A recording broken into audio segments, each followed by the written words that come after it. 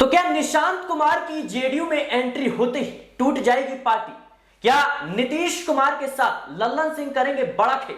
दर्शकों, जहां एक तरफ नीतीश कुमार अपने बेटे को अपनी राजनीतिक विरासत सौंपने की तैयारी कर रही हैं, तो वहीं दूसरी तरफ लल्लन सिंह और संजय झा भारतीय जनता पार्टी के साथ मिलकर बड़ा खेल करने की तैयारी कर रही हैं। ये हम नहीं कह रहे, राजनीतिक गलियारों में इस बात की चर्चा लगातार हो रही है कि आखिर लल्लन सिंह और संजय झा भारतीय जनता पार्टी के नेताओं से लगातार बैठ के मुलाकातें क्यों कर रही हैं, और आखिर नीतीश कुमार भारतीय जनता पार्टी की तमाम समारोह और बैठकों से दूरी क्यों बना रहे हैं। जहां एक तरफ खुले तौर पर नीतीश और गृह मंत्री अमित शाह के बीच ये बगावती सुर देखने को मिल रहे हैं, तो वहीं दूसरी तरफ लल्लन सिंह और अमित शाह की नजदीकियां बढ़ती हुई नजर आ रही है। इसी कड़ी में सवाल उठता है कि आखिर क्यों नीतीश कुमार को अपनी राजनीतिक विरासत अपने बेटे को सौंपने की मजबूरी आन पड़ी? आखिर क्यों जो राजनीति से कोसों दूर रहते हैं निशांत कुमार, अचानक से उनकी राजनीति में एंट्री होने की बात शुरू हो गई है? और खबरों के मुताबिक नीतीश कुमार अपने बेटे निशांत कुमार को लेकर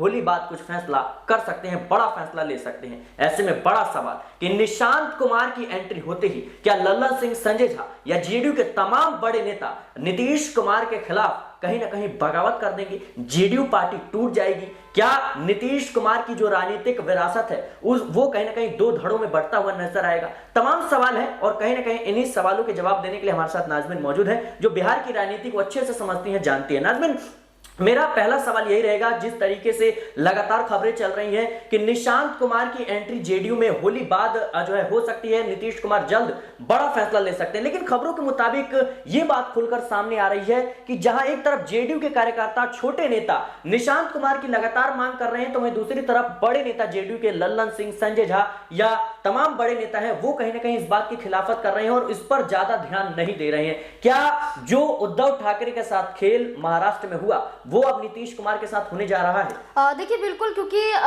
जब निशांत कुमार एक स्टोर के बाहर देखे गए थे, तब निशांत कुमार से ये पूछा गया था क्या राजनीति में एंट्री करने वाले हैं, तब निशांत कुमार ने ये कहा था कि हम राजनीति से दूर रहते हैं, हम धर्म से जुड़े हुए हैं और आज भी हम धर्म से जुड़ी हुई चीजों के रिलेटेड ही बाहर यहाँ पर निकले हैं। लेकिन इसके बाद हमने ये देखा कि निशांत कुमार हरियाणा पहुंच जाते हैं, अकेले नहीं होते हैं, मुख्यमंत्री नीतीश कुमार, उनके पिता साथ में होते हैं।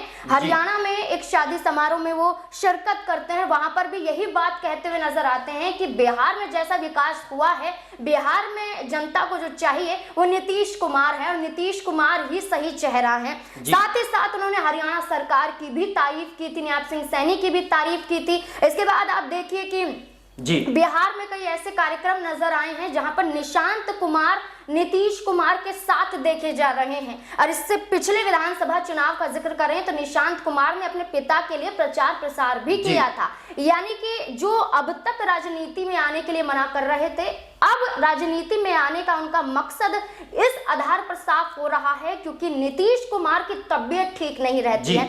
आए दिन नीतीश कुमार बीमार पड़ जाते हैं। हाल ही में उन्होंने अपनी प्रगति यात्रा पर रोक लगाई थी, बल्कि प्रगति यात्रा आज समाप्त होती तीसरे चरण की, लेकिन नीतीश कुमार की प्रगति यात्रा अभी रुकी हुई है। और राज्यपाल आरिफ मोहम्मद का 26 जनवरी को नीतीश कुमार को न्योता देना और फिर भी नीतीश कुमार का वहां ना जाना, यानी कि नीतीश कुमार अस्वस्थ है। इससे पहले भी कई बार वो बीमार पड़ गए थे, दौरे रद्द करते हुए नजर आए थे। लोकसभा चुनाव में प्रधानमंत्री नरेंद्र मोदी की रैली में भी शामिल नहीं हुए थे। हमने ये भी देखा था जब वाराणसी पहुंचे थे तब भी नीतीश कुमार इनकार करते हुए नजर आए थे। यानी कि नीतीश कुमार अस्वस्थ हैं और जेडीयू पार्टी का एक धड़ दबाव डाल रहा है कि निशांत कुमार को राजनीतिक उत्तराधिकारी नीतीश कुमार को बना देना चाहिए, क्योंकि अन्य किसी चेहरे को आप उतारेंगे तो वो अपना फायदा देखते हुए, जैसे महाराष्ट्र में हमने देखा उद्धव ठाकरे ने एकनाथ शिंदे को अपना राइट हैंड समझा, लेकिन एकनाथ शिंदे ने सारे राजनीतिक गुणों को सीखा और उसके बाद अपने ही गुणों को धोखा दे दिया। नाज़मीन, आप अभी तक आपकी बातों से ये समझा जा सकता है कि निशांत कुमार की एंट्री लगभग तय मानी जा रही है,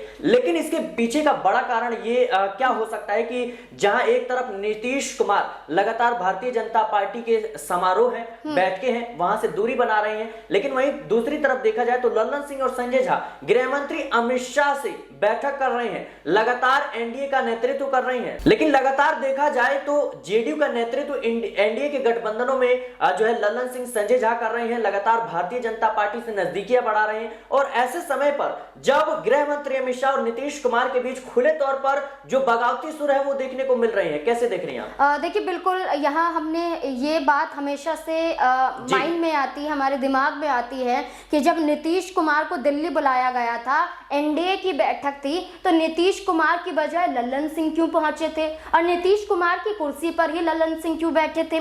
इसके बाद नीतीश कुमार के आवास पर भी बैठक हुई थी एनडीए की, तो नीतीश कुमार के साथ लल्लन सिंह क्यों नहीं बैठे थे, संजय झा क्यों नहीं नजर आ रहे थे? ऐसे में हमने ये भी देखा कि सदन के अंदर कई मुद्दों पर भारतीय जनता पार्टी का समर्थन लल्लन सिंह करते हुए नजर आए, लेकिन बाहरी रूप में सड़कों पर नीतीश कुमार भारतीय जनता पार्टी के उन फैसलों का विरोध कर रहे थे, चाहे आरक्षण का मुद्दा हो, चाहे यहाँ पर दलितों के साथ अत्याचार हो रहा हो। नीतीश कुमार बीजेपी के साथ नहीं देखे गए थे, बल्कि चिराग पासवान और नीतीश कुमार की जोड़ी हमने बिहार में बखूबी देखी है। तो अब देखिए लल्लन सिंह अलग राह अपना रहे हैं, इसका सीधा असर ये है कि जब एकनाथ शिंदे अलग हटे थे तो मुख्यमंत्री बन गए थे। ऐसे में बिहार में लल्लन सिंह को, क्या लल्लन सिंह को भी मुख्यमंत्री पद दिया जा सकता है थोड़े समय के लिए? देखिए थोड़े समय के लिए नहीं कहिए, अगर लल्लन सिंह को ऑफर दिया जाता है और वो ऑफर अगर बीजेपी देती है और बीजेपी के गुणगान तो लल्लन सिंह गा ही रहे हैं और नीतीश कुमार के साथ कहीं नजर नहीं आते हैं, और नीतीश कुमार बार बार लल्लन सिंह को मनाते हुए भी नहीं दिखाई देते हैं। लेकिन उससे पहले हमने देखा था जब उन्होंने पद से इस्तीफा दिया था, लल्लन सिंह ने अध्यक्ष पद से इस्तीफा दिया था, उस दौरान भी हमने ये भी देखा था कि नीतीश कुमार मना रहे थे लल्लन सिंह को, लेकिन लल्लन सिंह ने कहा था निजी कारण है हमारे, कोई आपसी बिगड़ाव नहीं। लेकिन नाज़मीन, जब आरजेडी और जेडीयू का गठबंधन था उस वक्त लल्लन सिंह पर आरोप लग रहे थे कि वो लालू परिवार से नजदीकियां बढ़ा रहे हैं, वो बंद कमरों में मुलाकात कर रहे हैं, और इसी वजह से नीतीश कुमार ने लल्लन सिंह से जेडीयू की कमान छीन ली। उसके बाद देखा गया कि जेडीयू और आरजेडी का गठबंधन टूट गया। एक बार फिर से जब बीजेपी और जेडीयू का गठबंधन है, ऐसे वक्त में फिर लल्लन सिंह बीजेपी नेताओं से मुलाकात कर रहे हैं, बातें कर रहे हैं। क्या लल्लन सिंह को लेकर ये सवाल जो उठ रहे हैं इसी वजह से उठ रहे हैं क्योंकि वो एक समय पर नीतीश कुमार के राइट हैंड हुआ करते थे, विश्वासी नेताओं में आया करते थे, लेकिन अब उनको लेकर के कहीं ना कहीं जेडीयू में ही अब सवाल उठने लगे हैं? देखिए लल्लन सिंह की बात हम करें तो लल्लन सिंह बीजेपी के हर फैसलों में सहमति जता रहे हैं। लल्लन सिंह नीतीश कुमार की बैठकों से, प्रगति यात्रा में नीतीश कुमार के साथ वो एक बार भी नजर नहीं आए हैं। सोशल मीडिया पर प्रगति यात्राओं को लेकर कोई पोस्ट नहीं करते हैं।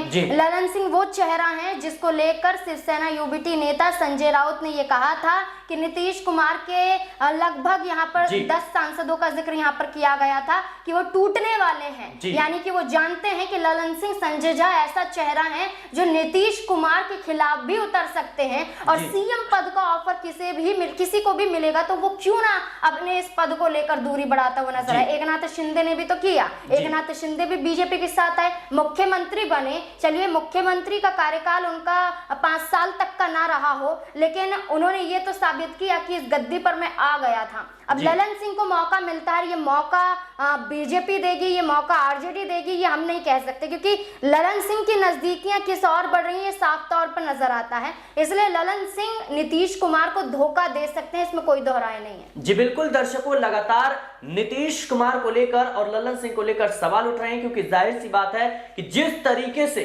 नीतीश कुमार और लल्लन सिंह के बीच 36 का आंकड़ा दिख रहा है, और जिस तरीके से नीतीश कुमार ने मणिपुर सरकार से अपना समर्थन वापस लिया, वजह आप सब जानते हैं कि जेडीयू के मणिपुर में 6 विधायक थे और कहीं ना कहीं 5 विधायक बीजेपी में शामिल हो जाते हैं। उसके बाद नीतीश कुमार भड़क जाते हैं कि मेरी ही पार्टी तोड़ने की तैयारी चल रही है, मैं ही आपका सरकार बचा रहा हूं, लेकिन कहीं ना कहीं मेरे खिलाफ साजिश रची जा रही है, और नीतीश कुमार अपना समर्थन बीजेपी से वापस ले लेते हैं। लेकिन क्या मणिपुर अभी शुरुआत है और अब बिहार में खेल होना बाकी है? देखना दिलचस्प होगा। फिलहाल के लिए इस रिपोर्ट में इतना ही। देश और दुनिया की तमाम खबरों के लिए बने रहें नेक्स्ट 9 न्यूज के साथ।